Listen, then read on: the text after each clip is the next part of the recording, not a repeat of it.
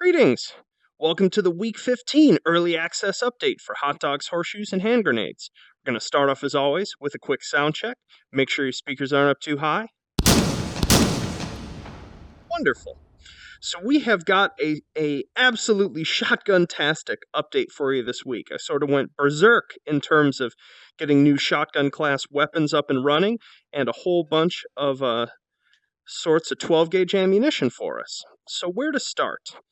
So to start with, actually, I'm going to go ahead and make sure to remind you that bullet trails were added last week, and I'm going to start these examples with them turned off. If you want to toggle that, basically just pull open your options panel in the touchpad menu here, and then click over to gun options. I'm going to be cycling back and forth between on and off here to show you the different sorts of shells' behavior.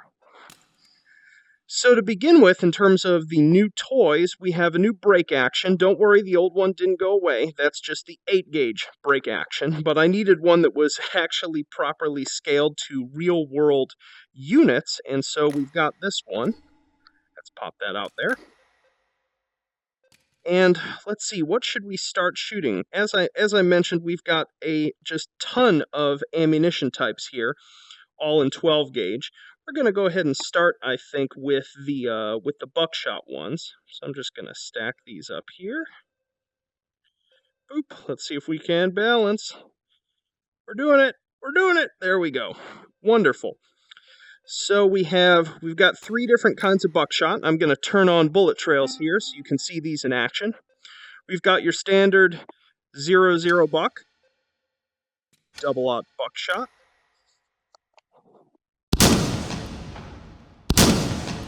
which is what you've been used to if you've been firing any of the shotguns in this game. It fires 10 pellets. We've got number 2 over here, which I think at this gauge is about 18 pellets, maybe? Oh my goodness, that would have been a flesh wound. And then we've got some number 4, which I believe is either 26 or 28. This will be most useful once I get some clay target shooting up and running in the coming weeks.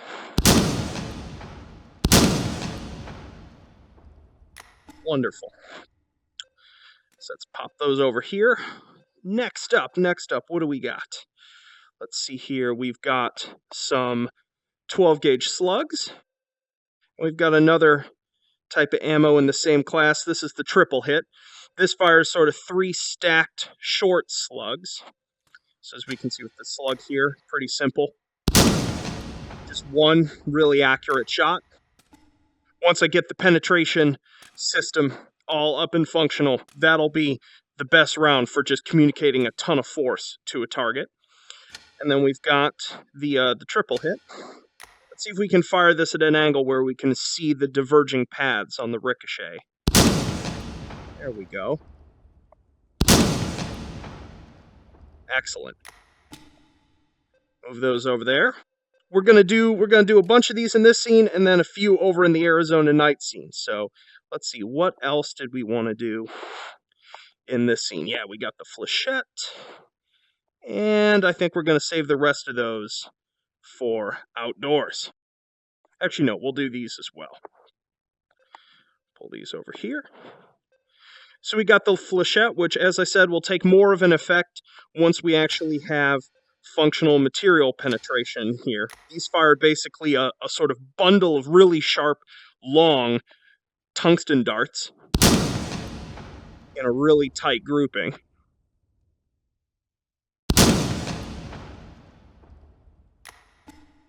Can't remember exactly. It might have been 18 or 19 of them. And then we've got the Swag 12 high explosive and Swag 12 fragmenting anti-personnel shells. So let's pull one of the fragmenting anti-personnel ones. These are essentially 12-gauge grenades. This first one is more of a fragmenter. You'll see as I hit the backstop there. We have a whole bunch of projectiles fire out. Wonderful. And then we've got the slightly more ridiculous high explosive shell.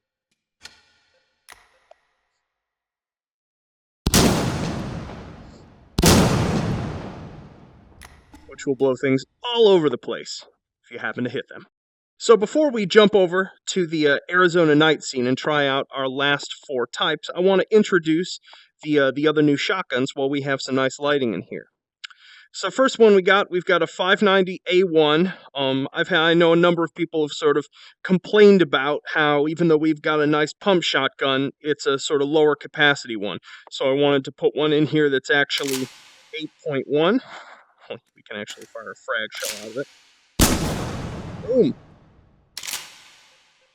So that's a beaut. One little feature of this that I love that just happened to have been modeled into it, so I was able to implement, is we've got a nice little notch here for 1 extra shell, which I think is a cute touch. Whoa! That was a wonderful little physics glitch. Let's just throw that over there. We've finally got an over-under competition style break action. Let's give ourselves 2 shells here. Come on. Terrible at closing this thing.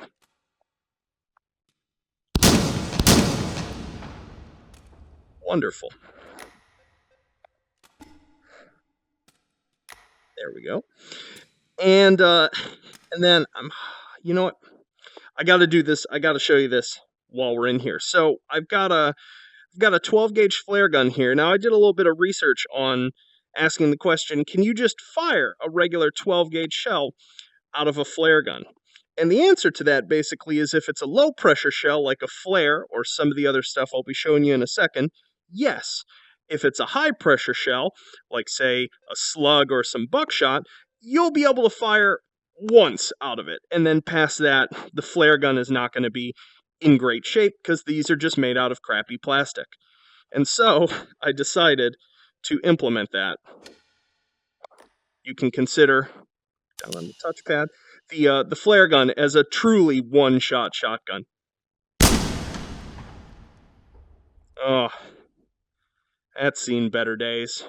Now, it won't break like this if you happen to fire the low-pressure, shells like these 4 here, which I'll explain in a few, but for the high-pressure ones, just make sure you know you're loading the correct ammo in. And then lastly, and most ridiculously, you've probably been sitting here being like, get to the bolt gun-looking one! This is about as close to a Warhammer bolt gun as you can get without it being, trademark infringing. So this is a magazine-fed AutoShotgun. Let's see, what do I want to fire out of this? Let's do something ridiculous. Let's do the high explosive ones.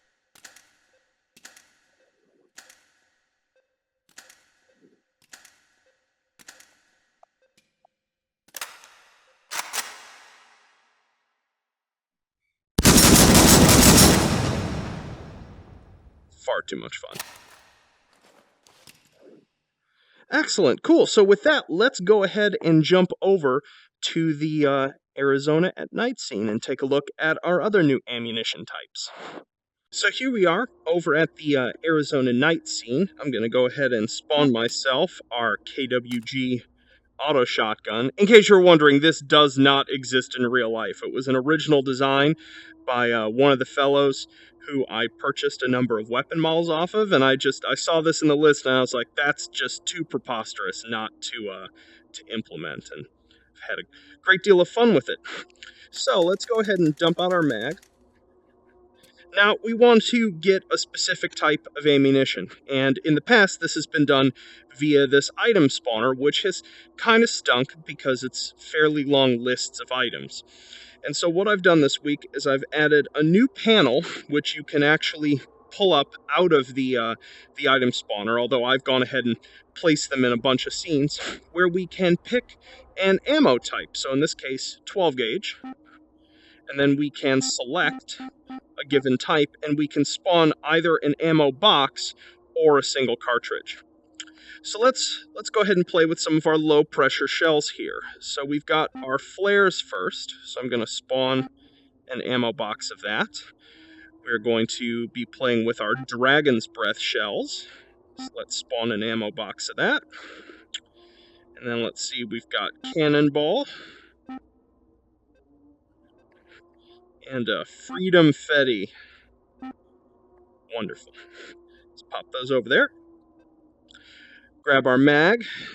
Let's see, where should we start? Well, let's start simple and let's get more fantastic as we go. So let's pop a few flare shells in here. Now, one thing to be aware of is that low pressure shells, the same reason that you can fire them out of a flare gun, means that semi-auto shotguns like this and the 1014 will not cycle automatically with them. So you will have to actually rack their bolt manually after each shot. So let's check out a flare.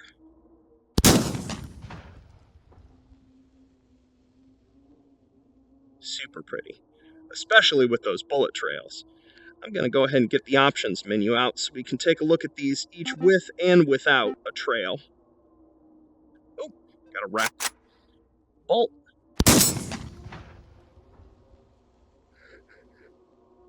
Super pretty.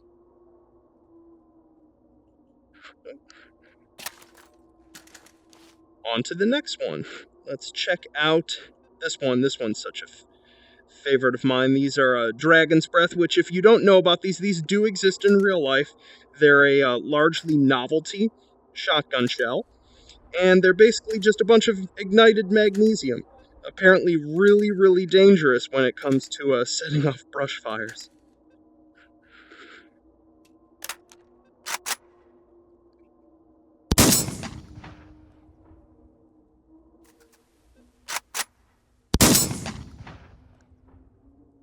You can probably tell now why I decided to do this over in our night scene.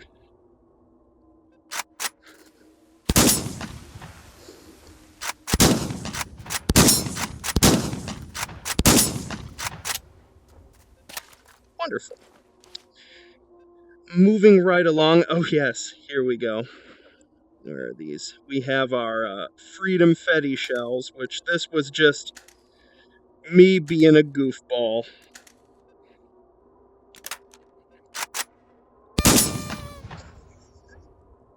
Sorry, it still cracks me up.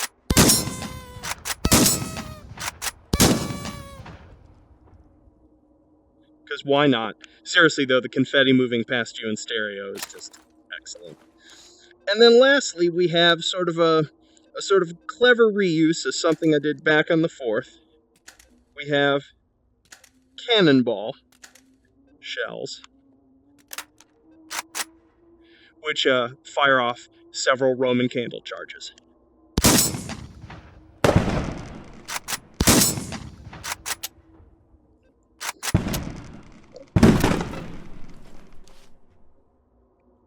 Looks like I didn't load enough of those in there. Throw a couple more. 2. Let's fire these off rapidly.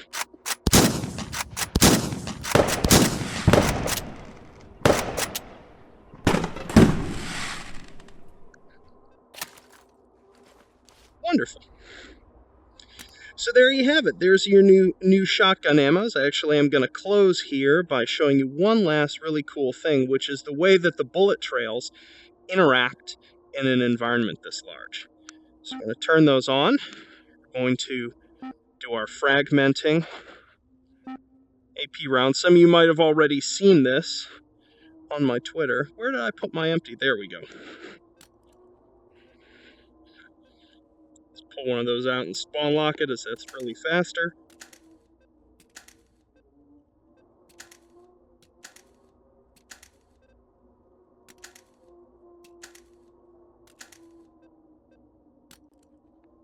Oop, there we go, dropping stuff.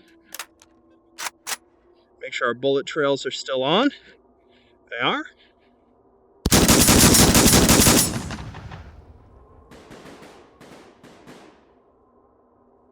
Bullet trail fireworks show. I hope you all have fun playing with this. I sure have spent more time doing this probably than anything else. So yeah, well, enjoy the new toys as always. Let me know what you think. Let me know if you run into any bugs or problems. Brought a lot of weapons online this week. So yeah, well, enjoy yourselves and I'll see you all next week. Yo. as you can probably tell, I had a lot of fun this week with the shotguns. It's especially the KWG AutoShotgun. Yeah, let's see. Other than the new stuff this week, there's a couple little notes for our change log that you should be aware of. Aside from some sort of back-end work that was done to support some future features, we've got, let's see here, tracers are now scaled correctly. Some of you may have noticed last week that for certain really high-velocity rounds, you'd actually see the tail of the tracer come out the rear of the gun in that first frame when they were firing. That should be fixed now. I'm clamping it based on sort of distance traveled. Let's see, the tippy toys now work again. They make some sound. There's actually going to be a fun change happening to those in the next week or two. I won't spoil it, but it's bizarre and fun. There's a couple fixes involving shotgun chambering bugs. Some of you may have noticed that you could chamber around even though one was already coming forward on the carrier out of the tube. That should be fixed now. As well as just a couple other glitches. There's still an extant glitch that is occasionally happening with the manual chambering of the break action shotguns. I have not managed to fix it yet. I'm still working on it. It's some single frame PhysX glitch related to switching on and off the rigid body parameter of the shell. So hopefully I should get that fixed soon. Let's see here. So one thing you should definitely be aware of with these new ammo types is that because of the fact that some of them now are firing multiple projectiles or different numbers of projectiles, nothing is balanced right now, even in terms of the modular range scoreboards. I'd have to check, but you can probably now, using Flechettes or number 4, get way higher scores on those boards. That whole mode is going to have to be, in terms of its scoring, rethought now that there's such a wide variety of ammunition that you can fire. And with that, basically, I'm going to be rethinking the structure of the modular range as a whole, in terms of that there will be certain challenges that will be open challenges, meaning you can bring any weapon you want and the scoring will be built to take that into effect. And then there'll be certain challenges that are built just around a specific weapon or a specific ammo type, and spawning stuff will be disabled. I still need to figure that out, so please bear with me that the modular range is going to be a little messed up right now in terms of scoring. At least I think it should just be the shotgun sequences, but I actually don't know how those targets respond to some of the new explosive stuff because I haven't regression tested it. So, but that will be getting some love very soon. In terms of what's coming up over the next week or two, I'm going to be, now that I've sort of done a big weapon and ammo dump, so you got a bunch of new toys to play with, I'm going to be going back to working on some sort of game modes and low-level structures, both for the modular range and for the sort of Gunnasium / sort of obstacle course scene with Clunk. So that's going to be getting my attention over the next coming weeks. AI stuff, environment tweaks, etc. So yeah, well, hope you have fun with the new stuff this week. Have a wonderful weekend. Peace.